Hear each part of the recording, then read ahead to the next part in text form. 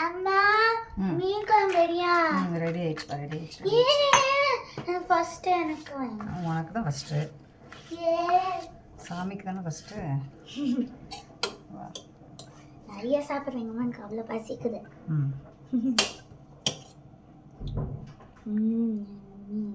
போதுமா? அப்படியா வச்சாலே நான் இப்போ சாப்பிடுவேன்.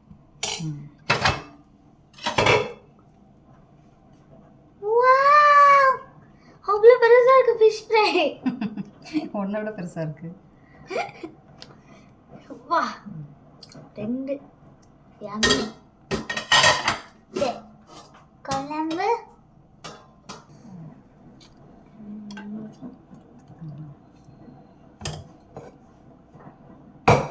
அம்மா குழம்பு ரெடி, அப்படி வச்சுக்கிறேன்.